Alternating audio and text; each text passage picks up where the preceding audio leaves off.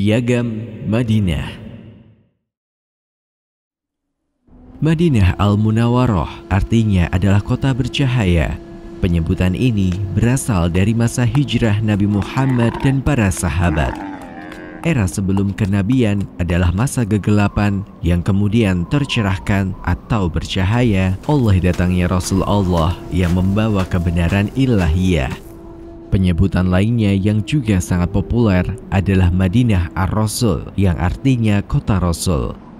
Inilah kota tempat Nabi Muhammad tidak hanya menyampaikan ayat-ayat ilahiyah tetapi juga membentuk struktur sosial masyarakat sebagaimana perintah Allah.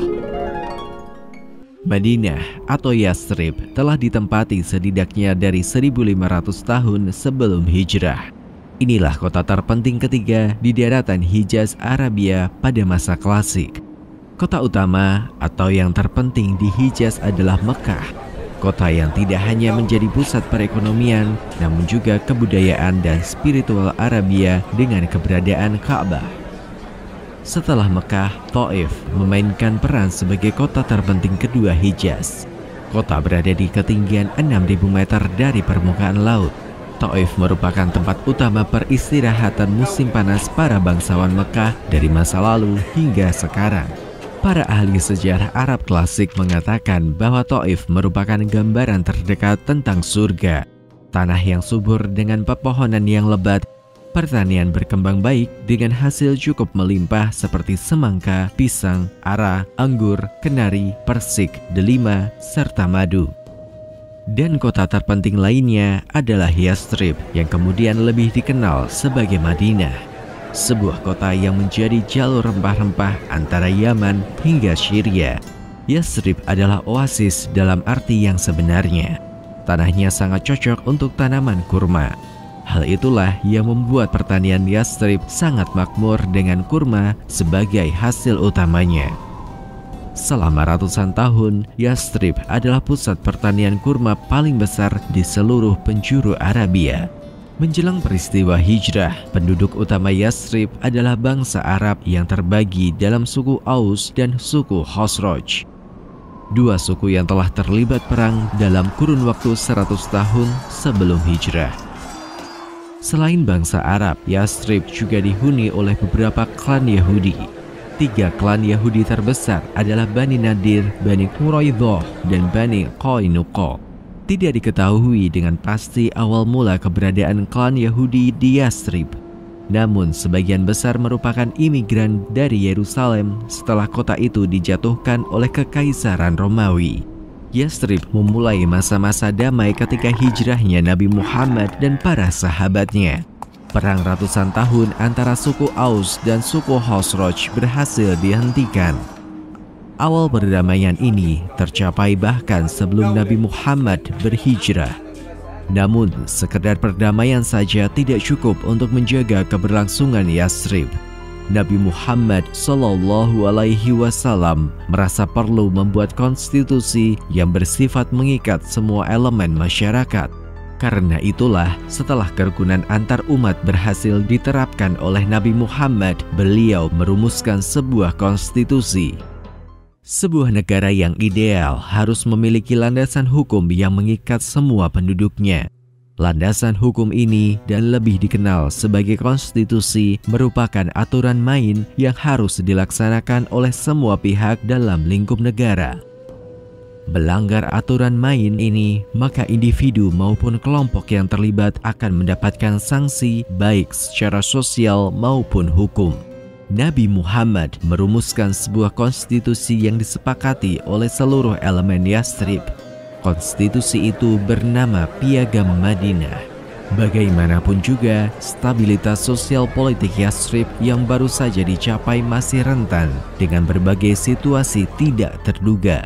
Umat Islam Yathrib masih belum benar-benar aman mengingat ancaman yang sewaktu-waktu datang dari kaum musyrikin Mekah. Mistaq al-Madinah atau Piagam Madinah, sebuah konstitusi awal yang membentuk berdirinya negara Madinah. Konstitusi yang memuat 47 poin yang mengikat kepada semua penduduk Yathrib. Dan terutama, Piagam Madinah menekankan pada hubungan, hak, dan kewajiban dua penduduk utama Yathrib, yaitu bangsa Arab maupun Yahudi. Klan-klan Yahudi saat itu memiliki peran sosial, politik, dan ekonomi yang cukup besar di Yathrib.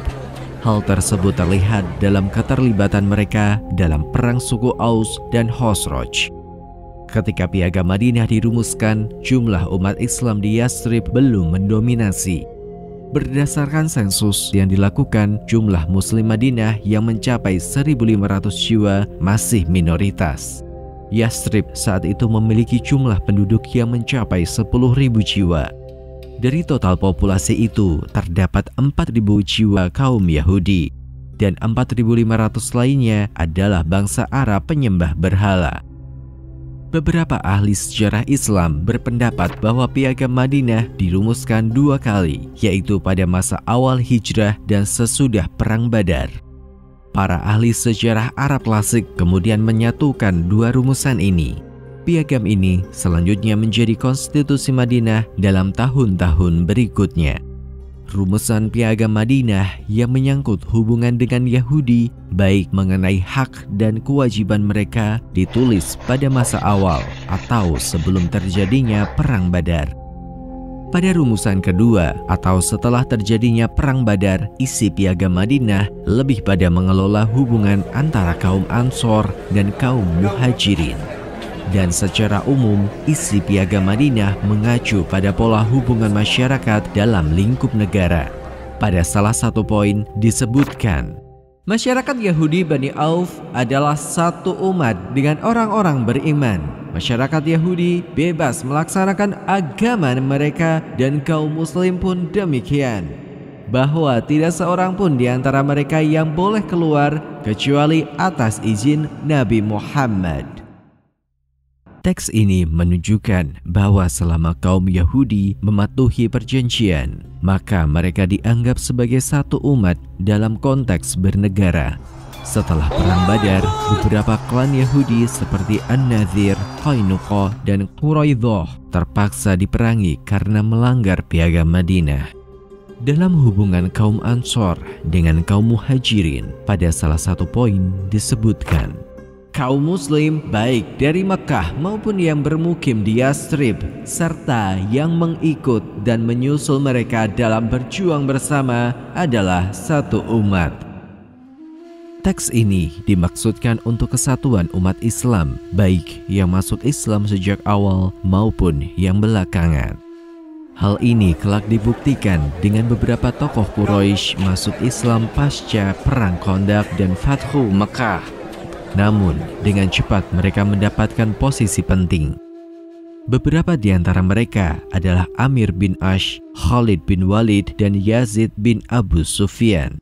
Selain kewajiban umum, setiap individu memiliki hak yang boleh mereka perjuangkan. Seperti tertulis dalam teks, seseorang tidak boleh dihalangi dalam menuntut haknya. Barang siapa yang diserang, maka ia bersama keluarganya harus menjaga diri kecuali yang berlaku aniaya. Secara umum, Piagam Madinah memberikan perlindungan penuh kepada penghuninya seperti yang tertulis dalam poin. Seseorang tidak boleh melakukan keburukan kepada sesamanya dan bahwa pertolongan atau pembelaan harus diberikan kepada mereka yang teraniaya. Posisi Yathrib sendiri sebagai kota tempat ditandatanganinya piagam ini dengan jelas disebutkan. Kota Yathrib adalah kota haram atau kota suci bagi para penanda tangan piagam ini. Kota yang dihormati dan tidak boleh dihuni tanpa izin penduduknya. Penegasan tentang jaminan keamanan penghuni Yathrib juga diberikan kepada mereka yang keluar. Salah satu poin Piagam Madinah menyebutkan, siapapun yang keluar atau tinggal di kota Yathrib, maka keselamatannya terjamin, kecuali yang melakukan kejahatan. Selain menciptakan stabilitas sosial dan politik, Nabi Muhammad juga memperhatikan masalah ekonomi. Nabi Muhammad bagaimanapun menyadari bahwa ekonomi merupakan salah satu pilar penting kehidupan. Beliau mengetahui bahwa kaum Yahudi memiliki keahlian dalam berbisnis namun sering berlaku curang. Karena itulah Nabi Muhammad membangun sebuah pasar di lokasi yang baru. Pasar tersebut dibangun pada sebelah barat Masjid Nabawi. Inilah pasar kalian, jangan sampai dikurangi dan jangan juga menetapkan pajak atasnya. Bukan hanya lokasi yang baru, Nabi Muhammad juga menciptakan bentuk interaksi dan peraturan dalam berdagang. Beliau seringkali datang ke pasar untuk melakukan pengawasan. Pada suatu hari, ketika sedang berkunjung ke pasar, Nabi Muhammad melihat seorang pedagang yang menjual bahan makanan dalam keadaan basah agar beratnya bertambah.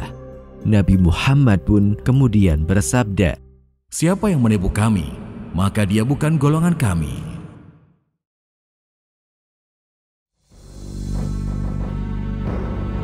Penulis naskah Abdullah Hasan, ilustrator Yudi Toto, narator Dia Rashid Putra, musik Agus TM, editor Anggit Febrila, produser Haidar Ahmad Furqoni, diproduksi oleh Kastadi Sentra Media.